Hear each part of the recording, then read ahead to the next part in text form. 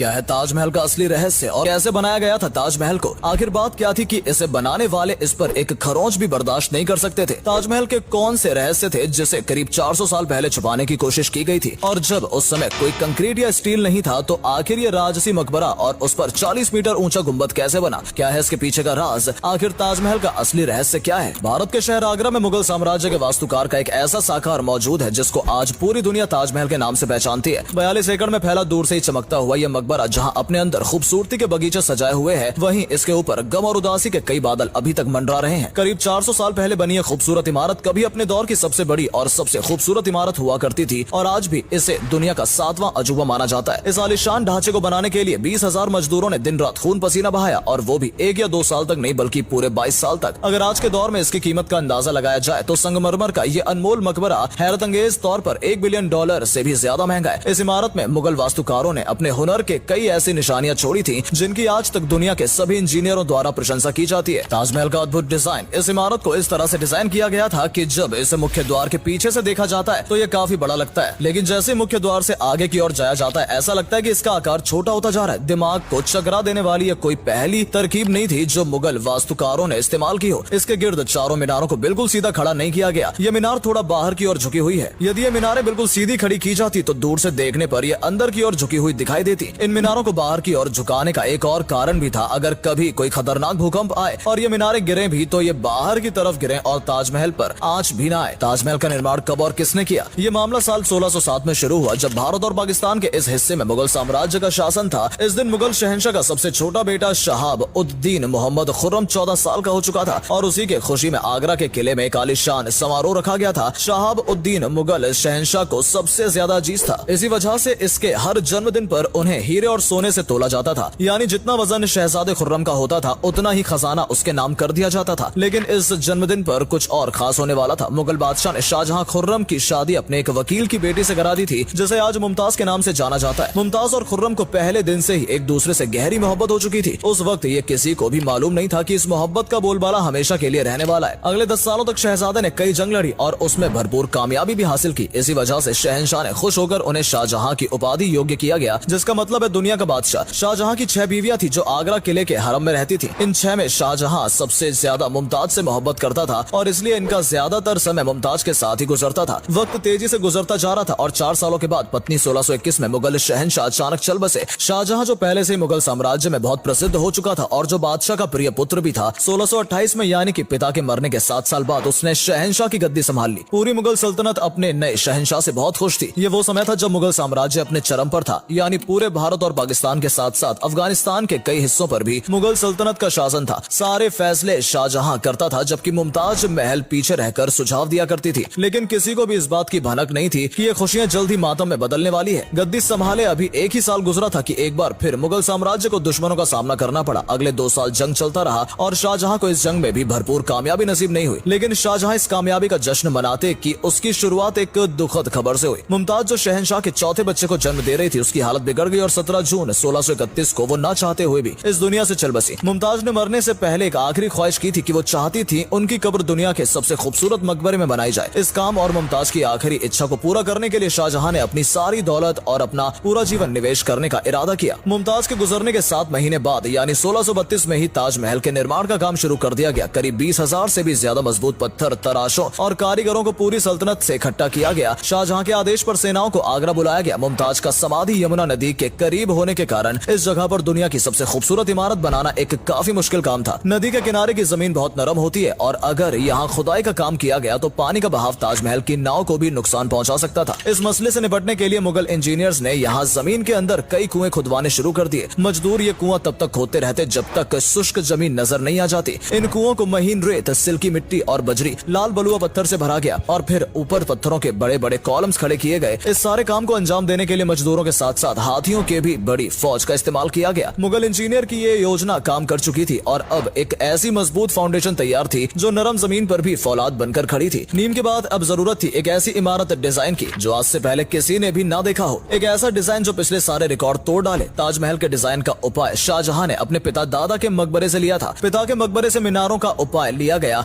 दादा के मकबरे से बिल्डिंग कोर का उपाय लिया और अपने चाचा के मकबरे से गुंबद का उपाय लिया। और जब इन सबको मिलाया गया तो एक शानदार और आलीशान डिजाइन उभर कर सामने आया। इमारत का ढांचा बनाने के लिए मौके पर ही लाखों नहीं बल्कि करोड़ों ईंटें भी बनाई गईं। ये सब इतना आसान नहीं था और इसमें बहुत सारा पैसा भी खर्च हो रहा था। शाही खजाना दिन ब दिन खाली होता जा रहा था, लेकिन शाहजहां को किसी बात की परवाह नहीं थी। बस उसे एक काम हर हाल में पूरा करना था, निर्माण कार्य। कहा जाता है कि ताजमहल के निर्माण में इतने लोगों को लगाया गया था जिससे आसपास के इलाकों में खाना पीना खत्म हो गया। 2000 मजदूरों और कारीगरों की मांग को पूरा करने के लिए शाहजहां आसपास के तमाम इलाकों से अनाज आगरा मंगा लिया गया। कई सालों की मेहनत के बाद इमारत का ढांचा बनकर तैयार हो चुका था और अब बारी थी इसे संगमरमर से सजाने की। ये संगमरमर आगरा से 400 किलोमीटर दूर राजस्थान से मंगाया जाना था, क्योंकि यहाँ का मकबरा मार्बल आज तक दुनिया का बेहतरीन मार्बल माना जाता है। शाहजहां ने पूरा मकबरा मार्बल को ताजमहल के लिए आरक्षित कर रखा था, यानी ताजमहल की मांग पूरी होने तक किसी को भी इस मार्बल को खरीदने की इजाजत नहीं थी। 1000 हाथियों की मदद से हजारों टन वजनी मार्बल राजस्थान से आगरा मंगवाए गए। ताजमहल का खूबसूरत गुंबद इतना बड़ा था कि इसे आंखों से देखकर ही अंदाजा लगाया जा सकता है। आजकल इस प्रकार के गुंबद को स्टील के ढांचे पर बहुत आसानी से बनाया जा सकता है, लेकिन 400 साल पहले उनके पास 40 मीटर ऊंचे गुंबद को बनाने के लिए बस पत्थरों का ही सहारा था। आज के इंजीनियर भी इस गुंबद को बनाने में मुगल इंजीनियर द्वारा गणना किए गए तनाव की सराहना करते हैं। ताजमहल की कुछ खास बातें। ताजमहल की खास बातों में एक बात यह भी है कि ये दिन में 4 बार अपना रंग बदलता है। सुबह के समय सूरज निकलने से पहले ये बिल्कुल पिंक शेड देता है और सूरज निकलने के बाद ये हल्का पीला शेड देता है, जबकि दोपहर के वक्त ताजमहल की खूबसूरती का नया रुख देखने को मिलता है। नीले आसमान पर जैसे सफेद मोती चमक रहा हो और शाम के वक्त ये पूरी इमारत गोल्डन रंग की दिखाई देती है। पूरे 22 सालों बाद यानी कि सन 1654 में ताजमहल का निर्माण का काम पूरा कर लिया गया था। शाहजहां ने इस इमारत का नाम अपने पसंदीदा बीवी के नाम पर ही रखा। मुमताज से इस मकबरे का नाम ताजमहल रख दिया गया। शाहजहां की यह महंगी परियोजना पूरा तो हो गई, लेकिन इसने मुगल सल्तनत को विनाश की कगार पर ला खड़ा किया। 4 साल बाद यानी 1658 में शाहजहां और मुमताज के अपने ही बेटे ने बंदी बना लिया और खुद मुगल साम्राज्य का बादशाह बन गया। पिछले 30 सालों से राज कर रहे शाहजहां को आगरा के किले में ही कैद कर दिया गया था। शाहजहां को एक ही सुविधा दी गई थी कि वो ताजमहल को उस कमरे की खिड़की से देख सकता था जिसमें वो बंद था। 8 साल की कैद के बाद शाहजहां 64 साल की उम्र में इस दुनिया को अलविदा कह गए। शाहजहां का मुमताज से दोबारा मिलने का वक्त आ चुका था और उनको ताजमहल में ही दफन कर दिया गया।